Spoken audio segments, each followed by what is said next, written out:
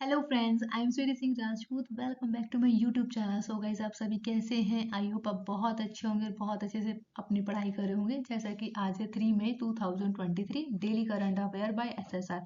इस लेक्चर में हम डेली 5 वर्ड्स लर्न करते हैं और ये लेक्चर आपके सभी और कॉम्पिटेटिव एग्जाम के लिए सफिशिएंट होता है। ये लेक्चर आपको हिंदी प्लस इंग्लिश में मिलता है, यानी कि बाइलिंगुअल। और मैं डेली मॉर्निंग में सुबह 6 बजे इस वीडियो को अपलोड कर देती हूँ। प्लीज़ गाइज लास्ट तक बने रहिएगा ताकि आप लोग आज के करंट अफेयर से जुड़ सकते हैं। और साथ ही साथ मेरे चैनल को सब्सक्राइब जरूर कीजिए एंड लाइक एंड शेयर कीजिए। सो गाइज स्टार्ट करते हैं सेशन जल्दी से। थोड़ा आप सभी को कमेंट बॉक्स में लिखना है जय हिंद जय Bharat. Okay, thought of the day है गाइज आज का। कोई भी काम तब तक ही असंभव लगता है जब तक उसको किया नहीं जाता। सो गाइज तब तक हमें कोई भी काम असंभव लगेगा जब तक कि हम उसे कर नहीं लेते हैं। तो इसी थॉट के साथ हम लोग स्टार्ट कर लेते हैं सेशन। आज है 3 मई 2023, daily current affair by SSR. और गाइज आपने मेरे चैनल को सब्सक्राइब एंड लाइक तो जरूर कर दिया होगा। अब बात करते हैं यहाँ पे फर्स्ट क्वेश्चन की, जो कि आप सभी के सामने है। हाल ही में अंतर्राष्ट्रीय श्रमिक दिवस कब मनाया गया है? When has international labour day been celebrated recently? तो अंतर्राष्ट्रीय श्रमिक दिवस या फिर इंटरनेशनल लेबर डे कब मनाते हैं? तो आप सभी को पता होना चाहिए, 1 मई को हम मनाते हैं इंटरनेशनल लेबर डे। ओके, अब जानेंगे इस लेबर डे के बारे में। बहुत कुछ हुआ है, इससे रिलेटेड सभी बातों को जान लेंगे आज। तो गाइज आप सभी के सामने है यहाँ पर पॉइंट। तो अंतर्राष्ट्रीय मजदूर दिवस हर साल 1 मई को मनाया जाता है। पहली बार मजदूर दिवस कब मनाया गया था? तो 1889 में मनाने का फैसला किया था। इस दिन को मनाने की रूपरेखा जो है अमेरिका के शिकागो शहर से बनने लगी थी। तो याद रखिएगा, पहली बार मजदूर दिवस जो है 1889 में मनाने का फैसला किया गया था। और इसका जो फॉर्मेट है, रूपरेखा है, वो अमेरिका के शिकागो शहर में बना ली गई थी, जब मजदूर एक होकर सड़क पर उतरे थे। अब क्यों उतरे थे उसके बारे में जानेंगे। 1986 से पहले क्या हुआ था? अमेरिका में आंदोलन की शुरुआत कर दी गई थी। इस आंदोलन में अमेरिका के मजदूर सड़कों पर आ गए थे। अपने हक के लिए मजदूर हड़ताल पर बैठे और इस आंदोलन का कारण मजदूरों की कार्य अवधि थी। तो मेन इस आंदोलन की शुरुआत का कारण क्या था? मजदूरों को अमेरिका में 1886 से पहले उनसे बहुत ज़्यादा काम करवाया जाता था। यानी कि जो उनका टाइम ड्यूरेशन था, टाइम आवर जो था, वो बहुत ज़्यादा था। इसलिए ये जो आंदोलन है, इसकी शुरुआत कर दी गई थी। तो मजदूरों के दिन में 15-15 घंटे काम करवाते थे उस समय। 1986 से पहले की बात है। आंदोलन के दौरान मजदूरों पर पुलिसों ने गोली चला दी और इस दौरान कई मजदूरों की जान चली गई। सड़कों पे सैकड़ों की संख्या में यहाँ पे श्रमिक जो थे वो घायल हुए थे। इस घटना में 3 साल के बाद 1989 में अंतर्राष्ट्रीय सामाजिक सम्मेलन की बैठक हुई और इस बैठक में तय किया गया कि हर मजदूर के प्रतिदिन 8 घंटे ही काम करेगा। तो 1989 में ये डिसाइड हो गया ओवरऑल कि भाई अब जो हर एक लेबर जो है, हर एक मजदूर जो है, वो सिर्फ 8 घंटे ही काम करेगा। वहीं सम्मेलन के बाद 1 मई को मजदूर दिवस मनाने का भी फैसला कर लिया गया। और जब ये सम्मेलन हो गया था 1889 में, तब से ही डिसाइड कर लिया गया था कि 1 मई को ही हम क्या मनाएंगे? मजदूर दिवस मनाएंगे। इस दिन हर साल मजदूरों की छुट्टी देने का फैसला लिया गया। बाद में अमेरिका के मजदूरों की तरह अन्य कई देशों में 8 घंटे काम करने के नियम को भी लागू कर दिया गया। सो गाइस, आप सभी को पता चला होगा कि 1886 से पहले अमेरिका में आंदोलन शुरू हुआ था। क्यों हुआ था? क्योंकि वहां के मजदूरों की जो कार्य अवधि थी वो 15-15 घंटे थी। लेकिन जब मजदूरों ने आंदोलन किए तो वो आंदोलन सफल हुआ उनका। और 1989 में, यानी 1886 के 3 साल बाद अंतरराष्ट्रीय समाजवादी सम्मेलन का बैठक होता है और उसमें ये डिसाइड किया जाता है कि हर मजदूर को 8 घंटे ही काम करेंगे वह, और 1 मई को ही मजदूर दिवस मनाया जाएगा। सो इसलिए अमेरिका के मजदूरों की तरह अन्य 8 देशों में कई देशों में ये डिसाइड कर लिया गया कि 8 घंटे ही हर मजदूर कार्य करेंगे। ओके। अमेरिका के मजदूर दिवस मनाने का प्रस्ताव जो है, अमेरिका में मजदूर दिवस मनाने का प्रस्ताव जो है 1 मई 1989 को लागू कर दिया गया। लेकिन भारत की बात करूं अगर मैं, लेकिन भारत में इस दिन मनाने की शुरुआत 34 साल बाद हुई। यानी अमेरिका में तो 1899 में ही शुरुआत कर दी गई थी, लेकिन भारत में 34 साल बाद भारत में भी मजदूर अत्याचार और शोषण के खिलाफ आवाज उठने लगी। मजदूरों के नेतृत्व वामपंथी कर रहे थे। उनके आंदोलन को देखते हुए 1 मई 1923 को पहली बार चेन्नई के मजदूरों द्वारा मजदूर दिवस मनाया गया। तो भारत में कब मनाया गया, ये याद रखिएगा, 1 मई 1923 को पहली बार चेन्नई में मजदूर दिवस मनाया गया, और अमेरिका में 1 मई को 1 मई 1989 से ही लागू कर दिया गया था। यानी भारत में 34 साल बाद आया था। ओके, अब बात करेंगे यहाँ पे लेबर किसान पार्टी ऑफ हिंदुस्तान की अध्यक्षता में मजदूर दिवस को मनाया गया। तो ये भी बात आप याद रख सकते हैं कि किसकी अध्यक्षता में मजदूर दिवस मनाया गया था। तो सिंपल सा है कि लेबर किसान पार्टी ऑफ हिंदुस्तान की अध्यक्षता में लेबर डे मनाया गया। कई संगठनों और सोशलिस्ट ने इस फैसले का समर्थन भी किया था। तो मजदूर दिवस कब मनाते हैं, 1 मई को मनाते हैं। इसकी शुरुआत कब हुई थी, 1 मई 1989 में, और मजदूरों के आंदोलन 1886 में हुआ था। भारत में कब मनाया गया, तो भारत में मनाया गया 1 मई 1923 को चेन्नई के मजदूरों के द्वारा। ओके, तो ये सभी बातें याद रखेंगे। नेक्स्ट क्वेश्चन आप सभी के सामने, हाल ही में महाराष्ट्र दिवस कब मनाया गया, when has Maharashtra day been Maharashtra day been celebrated recently. वो थोड़ी प्रोनाउंसिएशन गलत हो गई, ओके, स्पीड में बोलने की वजह से।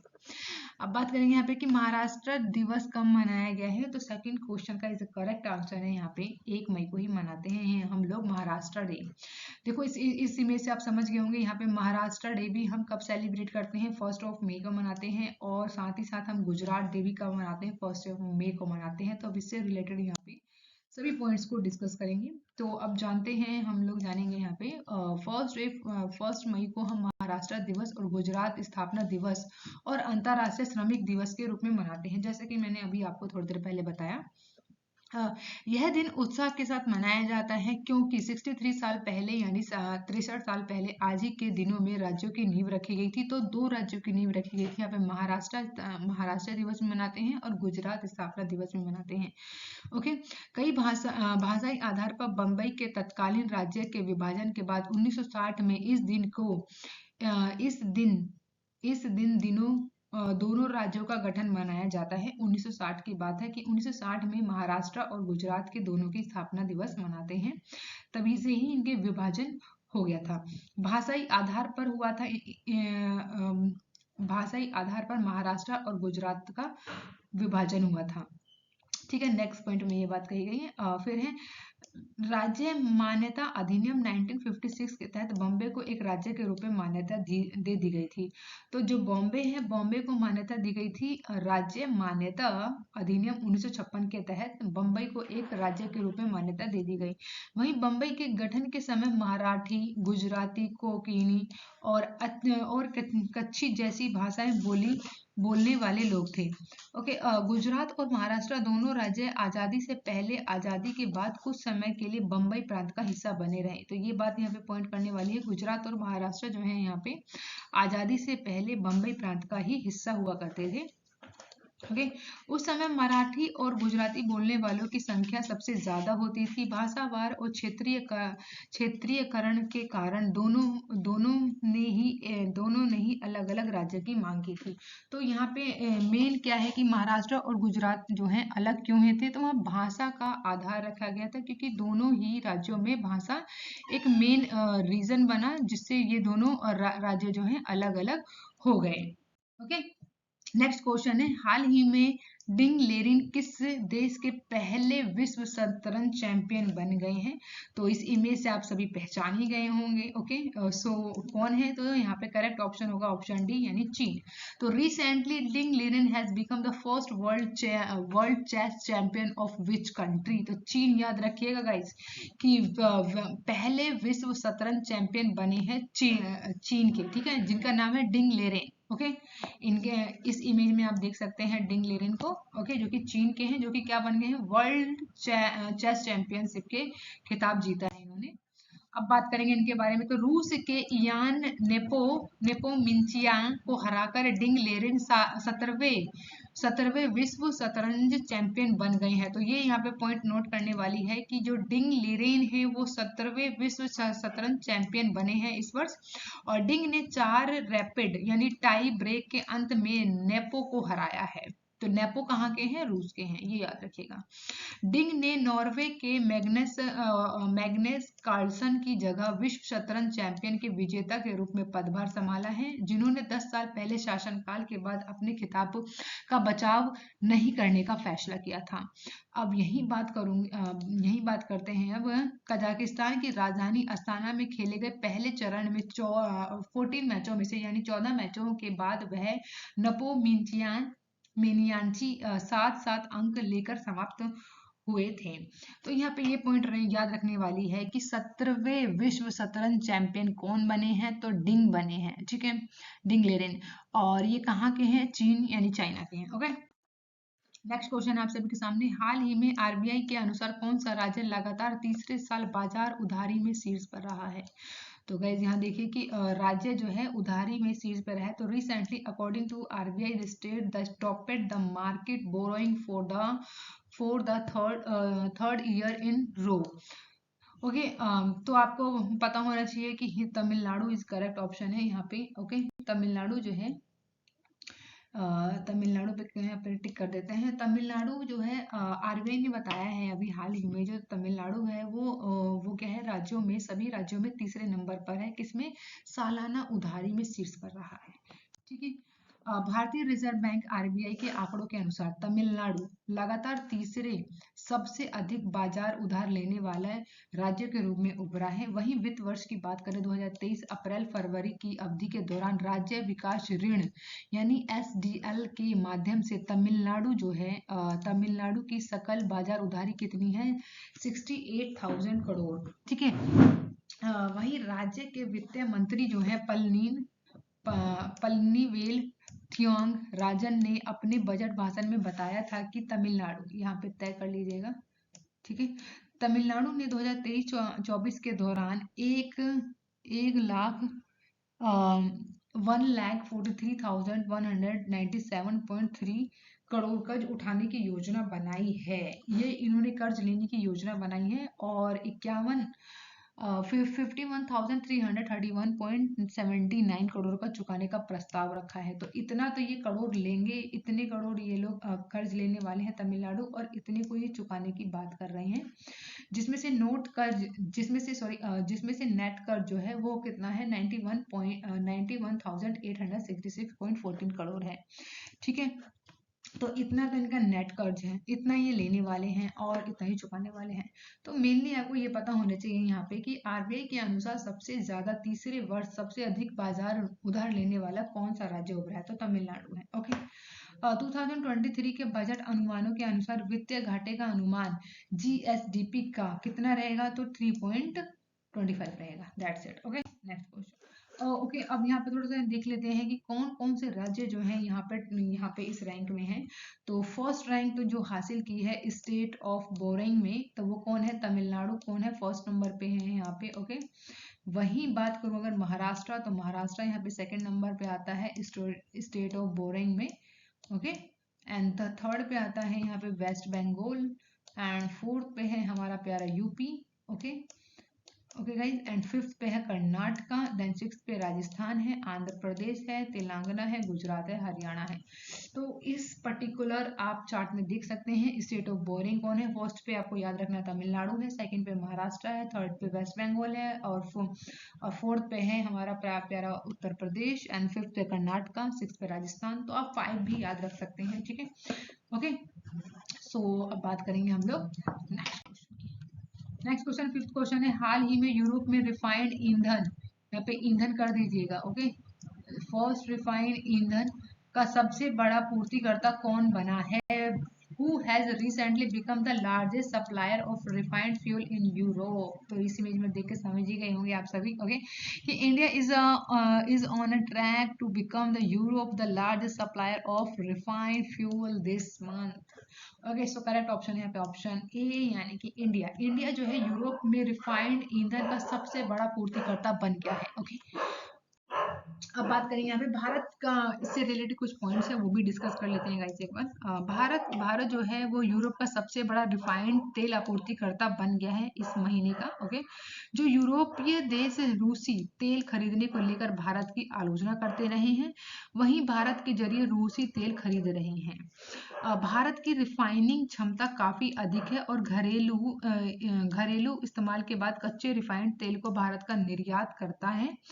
अब बात करेंगे कि यहाँ पे क्यों बढ़ा है, तो रूस यूक्रेन के युद्ध के बाद, पेन थोड़ा लिख में कलर चेंज करके, रूस यूक्रेन के युद्ध शुरू होने से पहले ही भारत रूस के लगभग 1% कच्चा तेल आयात करता था, लेकिन एक ही साल में यह बढ़कर फरवरी 2023 में 35% यानी 35% तक पहुंच गया है। आपको पता होगा कि रूस और यूक्रेन का युद्ध चल रहा है अभी तक, तो उससे पहले ही भारत जो है रूस से लगभग 1% का जो है कच्चा तेल जो है वो आयात करता था, लेकिन अब 2023 में ही बढ़कर कितना हो गया, 35% हो गया। बहुत बड़ी वैल्यू है ये, ठीक है। इस वक्त भारत रूस के प्रतिदिन 16.2 बैरल कच्चा तेल खरीद रहा है। तो जो यहाँ भारत जो है रूस से प्रतिदिन इतना यानी 16.2 बैरल कच्चा तेल डेली खरीद रहा है, परचेज कर रहा है। ओके, बात करेंगे यहाँ पे नेक्स्ट क्वेश्चन की। हाल ही में कौन मालदीव के 3 दिवसीय दौरे पर गए हैं? Who has recently gone on a 3-day tour of Maldives? तो गाइस करेक्ट ऑप्शन है ऑप्शन ए, यानी राजनाथ सिंह। राजनाथ सिंह कौन है, आप सभी को मुझे कमेंट बॉक्स में बताना है कि इंडिया में केंद्रीय मंत्रियों में राजनाथ सिंह जो है वो भारत के कौन से मंत्री पद पर हैं। ओके, बात करेंगे यहाँ पे नेक्स्ट क्वेश्चन की। हाल ही में परमाणु ऊर्जा आयोग के नए अध्यक्ष कौन बने हैं? Who has recently become the new chairman of 2 atomic energy commission? तो गाइस यहाँ पे करेक्ट ऑप्शन होगा ऑप्शन बी इज करेक्ट है, यानी कि ए के मोहंती। तो इस इमेज में आप जिन्हें देख रहे हैं ये कौन है, ए के में है मोहंती हैं, जिन्हें एटॉमिक एनर्जी कमीशन के अध्यक्ष के रूप में नियुक्त किया गया है, चेयरमैन बनाया गया है। ओके, अजीत कुमार मोहंती, एके का मतलब क्या है, अजीत कुमार मोहंती है जो कि एक प्रसिद्ध भौतिक वैज्ञानिक हैं, जिन्हें भाभा परमाणु अनुसंधान केंद्र के निर्देशक के रूप में कार्य करते हैं, जो को परमाणु के ऊर्जा आयोग के नए अध्यक्ष और परमाणु ऊर्जा विभाग के सचिव के रूप में चुना गया है। इस नियुक्ति का मतलब है कि भारत के परमाणु कार्यक्रम की देखरेख और गैर सैन्य उद्देश्यों के लिए परमाणु ऊर्जा के उपयोग की खोज के लिए जिम्मेदार होंगे। मोहंती के एन व्यास की जगह ली है। तो ये इंपॉर्टेंट है, यहाँ पे आपको याद रखने वाली बात है कि मोहंती से पहले इस पद पर कौन थे, तो एन व्यास जी थे इस पद पर पहले, ठीक है। अब कौन बने हैं, अजीत कुमार मोहंती बन गए हैं इसके सचिव, ठीक है। नेक्स्ट क्वेश्चन है 8th क्वेश्चन। हाल ही में भारत का पहला केबल स्टे रेल ब्रिज कहाँ बनकर तैयार हुआ है? Where has India's the first only stay rail bridge been completed recently? तो आप इस इमेज में देख सकते हैं ये बनाया गया है यहाँ पे ब्रिज। अब ये कहाँ बनाया गया है, स्टे रेल ब्रिज, तो ये बनाया गया है ऑप्शन सी, यानी जम्मू एंड कश्मीर में बनाया गया है, ठीक है। रेल मंत्री हैं हमारे अश्वनी वैष्णव, आप सभी को पता होगा। उन्होंने शुक्रवार को ही बता दिया था एक वीडियो के द्वारा कि उन्होंने बताया था कि यहाँ पे 11 महीने पहले 11 महीने में भारत का पहला केबल स्टेड रेल ब्रिज यानी अंजी खड़ा तैयार हुआ है, जो पुल में प्रयुक्त केबल स्टेड की कुल लंबाई 653 किलोमीटर है। ओके, इसमें कौन कौन से इसमें आते हैं, उधमपुर आता है इसमें, एंड श्रीनगर आता है, बारामूला रेल लिंक आते हैं इसमें, यानी USBRL पर नदी के तल में 331 यानी 331 मीटर की ऊंचाई के साथ एक एकलन तोरण वाले अंजी खेड़ा पुल का पूरा होना भारतीय रेलवे द्वारा हासिल की गई एक बड़ी सफलता है, जिसे पूरा करने का उम्मीद है और इस साल के अंत तक यह 37,000 करोड़ रुपए के साथ परियोजना पूरा कर लिया जाएगा। तो ये याद रखने वाली बात है आप सभी के लिए। कि भारत का पहला केबल स्टेड रेल ब्रिज कहाँ बना है? जम्मू एंड कश्मीर में बना है। That's it. ओके, बात करेंगे यहाँ पे नेक्स्ट क्वेश्चन की, जो कि 9 क्वेश्चन है। हाल ही में सत्यांगो पेना किस देश के राष्ट्रपति का चुनाव जीते हैं? Recently Santiago Pena who has won the election of the president of which country? So guys correct option option C यानी प्रगवे।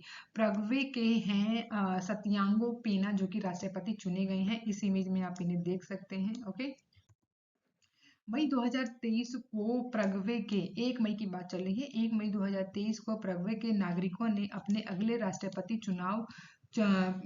का चुनाव करने के लिए मतदान किया था। उसमें एक आश्चर्यजनक घटना देखने को मिली गई है। घटना क्यों कह रहे हैं समझेंगे अभी आगे। दक्षिण पश्चिम पक्ष के कोलोराडो पार्टी के सत्यांगो पेना ने केंद्रीय बाएं मुकाबले में चुनाव में विजय हासिल कर ली है। चुनाव परिणाम ने प्रगवे के राजनीतिक सिस्टम में भ्रष्टाचार के बारे में चिंता जताई है, क्योंकि कोलोराडो पार्टी लगभग 8 दशकों में शासन में और भ्रष्टाचार के आरोपों में दागदार रही है। तो ये यहाँ पे नोट करने वाली बात है। आपको सिर्फ इतना याद रखना है कि प्रगवे के राष्ट्रपति चुने गए हैं, जिनका नाम है सत्यांगो पेना। ओके, आज की सेशन का लास्ट क्वेश्चन है आप सभी के सामने, जो कि 10th है। हाल ही में साइंस फॉर इंगेजमेंट ग्रुप की बैठक कहाँ हुई है? तो where has the science of engagement group meeting been held recently? So guys correct option है ऑप्शन बी, यानी कि कहाँ पर? लक्षद्वीप में आयोजित की गई है, जैसे कि इस प्रॉपर इमेज में आप समझ सकते हैं।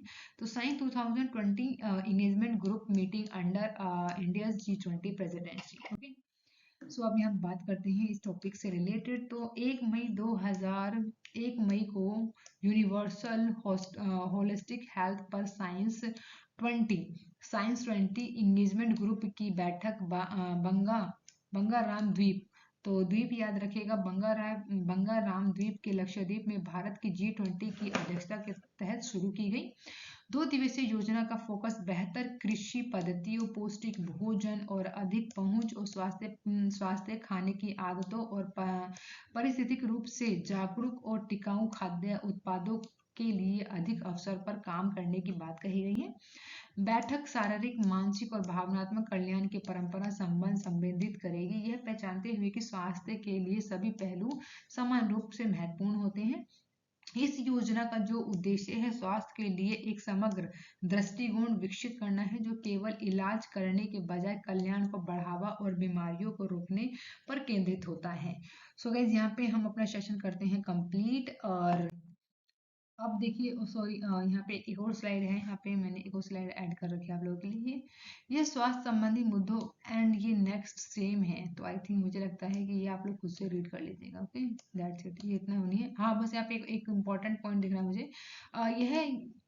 यह आयोजन भारत के सार्वभौमिक स्वास्थ्य कवरेज के दृष्टिकोण को प्राप्त करना है और सतत विकास लक्ष्य को बढ़ावा देने की दिशा में एक महत्वपूर्ण कदम है।